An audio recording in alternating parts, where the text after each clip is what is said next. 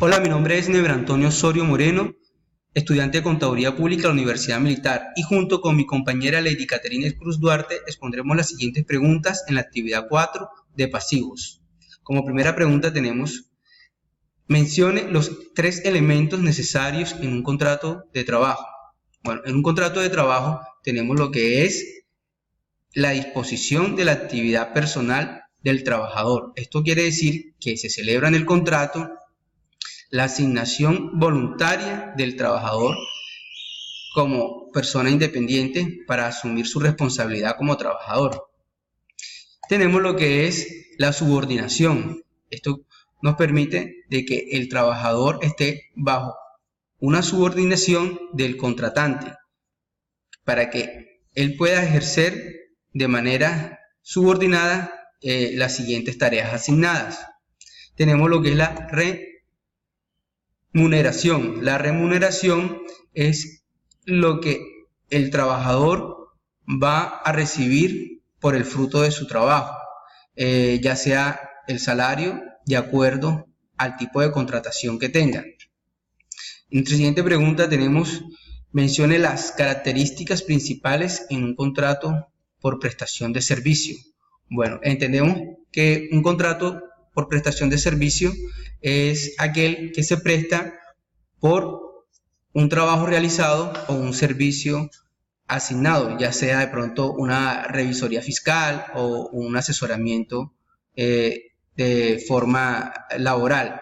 Tenemos también que allí vemos que la empresa no se hace acreedor al pago de las prestaciones sociales, ya que el contratista o la persona que realice dicho trabajo asume estos pagos de pensión, de salud, de ARL y de todo lo que son sus prestaciones sociales. Tenemos que también la empresa pues obviamente pacta en su contrato el salario que va a recibir por su servicio prestado o el trabajo realizado. Y tenemos que tener en cuenta que el contratista o la persona no va a cumplir un horario y tampoco va a estar subordinado totalmente a la empresa que realice esta contratación.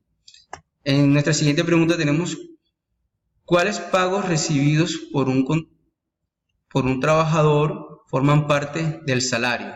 Bueno, tenemos que tener en cuenta que el trabajador, dependiente de su contratación, ya sea verbal o escrita, va a recibir un trabajo y va a ser asignado un salario, ya sea el salario mínimo legal vigente establecido por el gobierno, o sea, los salarios por básico que llegue a un acuerdo con el contratante, y el salario integral que obviamente va a superar más de los 10 salarios mínimos. Muchas gracias. Sigue mi compañera Lady Caterina.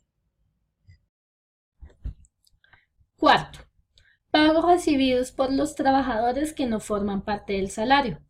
En primer lugar, tenemos como tal los pagos en especie, que pueden ser por concepto de alimentación, habitaciones o vestuarios; los pagos en dinero, que pueden ser por primas, por bonificaciones ocasionales o habituales, auxilios de sobresueldo, participaciones de utilidades, viáticos, primas extralegales de vacaciones o de Navidad, y etc. 5. Diferencias entre salario mínimo legal, salario básico y salario integral. El salario mínimo legal como tal es fijado cada año por el gobierno y es el valor mínimo que debe recibir un trabajador para solventar sus necesidades básicas y la de su familia. El salario básico es el valor pactado en el contrato de trabajo y es la base para liquidar las horas extra, trabajo nocturno, trabajos dominicales y festivos.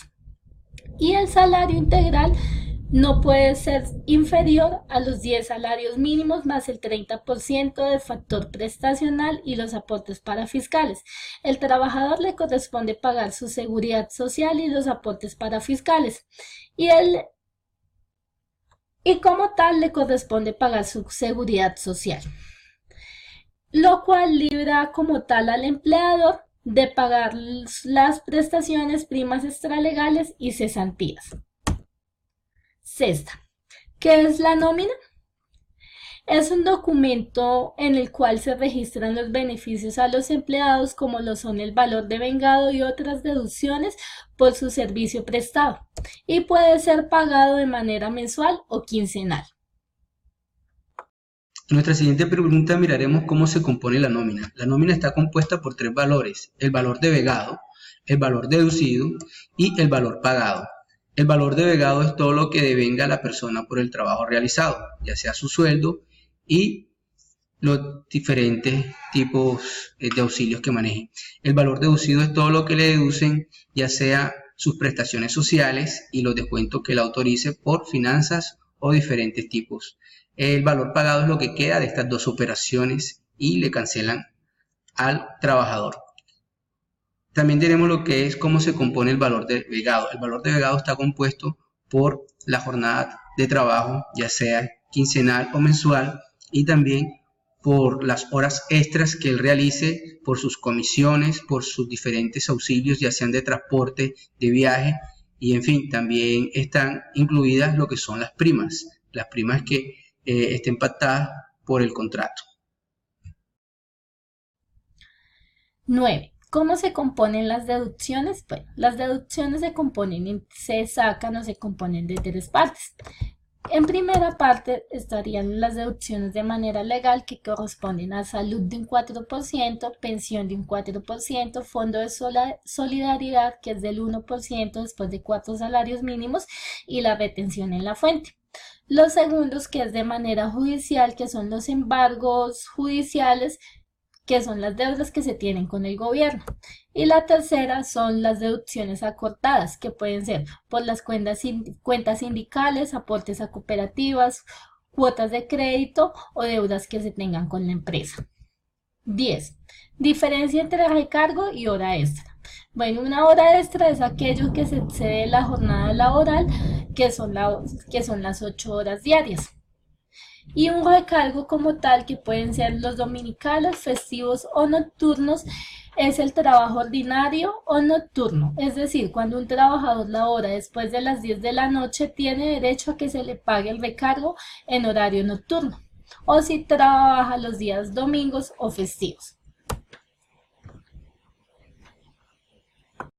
Nuestra siguiente pregunta trata de cuánto debe cancelar el empleado por el aporte de su pensión, de su salud y diferentes aportes.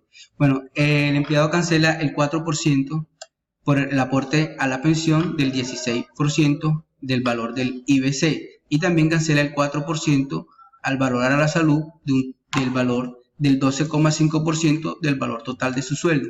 Y por fondo de solidaridad pensional, el empleado cancela el 1%. ¿Cuánto paga el patrono o empleador? Estaría cancelando el 8,5% del valor consignado del sueldo del empleado.